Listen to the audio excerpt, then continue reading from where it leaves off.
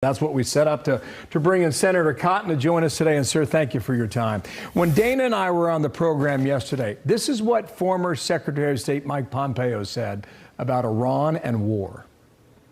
It's pretty clear that the Biden administration's policies have resulted in a huge conflagration.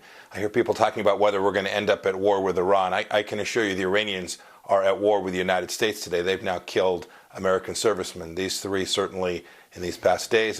And so my guess is you agree with him. I've laid out the scenarios. Which option do we choose?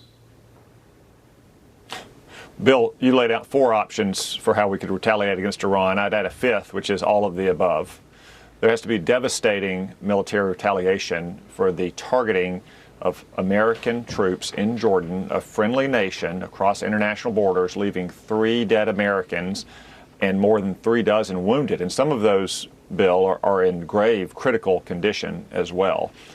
This is not an anomaly for Iran. This is what they've been doing for 45 years, but they have amped it up under Joe Biden and before him Barack Obama, because the Obama-Biden foreign policy has been one of appeasement and conciliation. We have to totally reverse that policy, starting with retaliatory strikes right now and continuing beyond that to ensure that we're no longer trying to bribe the Ayatollahs with billions of dollars. We're not looking the other way whenever they cheat on sanctions, and we're certainly not going to tolerate even the slightest provocation against our troops in the Middle East. Anything else will simply invite more attacks.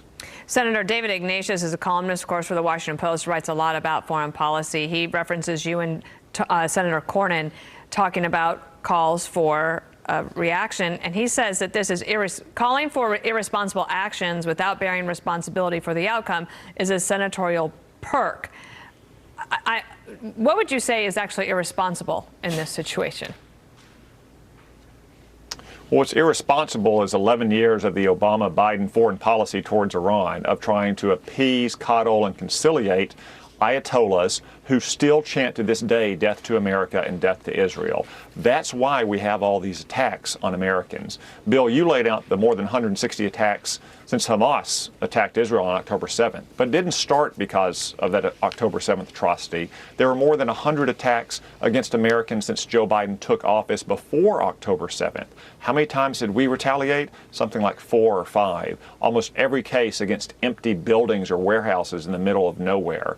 Again, that simply emboldened Iran and its proxies throughout the Middle East to continue these attacks. That's the height of irresponsibility, a cowardly, sniveling policy that let our troops as sitting ducks in a region because the commander-in-chief would not take action to protect them. Last point here. When we hit the Houthis in Yemen, apparently they knew it was coming, or at least their leadership did, and they scattered. That could happen again. Yeah, because, again, it's a consequence of Joe Biden's policy of fear and appeasement and conciliation. Just like with Ukraine and before that in Afghanistan, he's scared of his own shadow. He keeps worrying about escalation.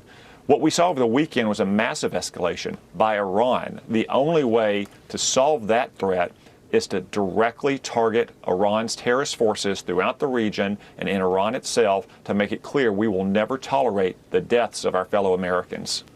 Sir, well, one last question from me. Do you think Biden has the authority he needs to take the action that he may or may not take, or would you like to see some congressional involvement? No, I believe the president always has the inherent constitutional authority to use our military, to defend our troops, to retaliate for attacks on our troops, and to protect America's interests.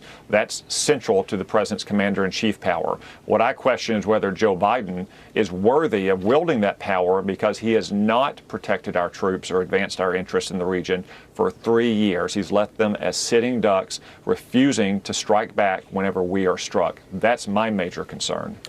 We await the response. Thank you, Senator. Tom Cotton with us out of Arkansas today.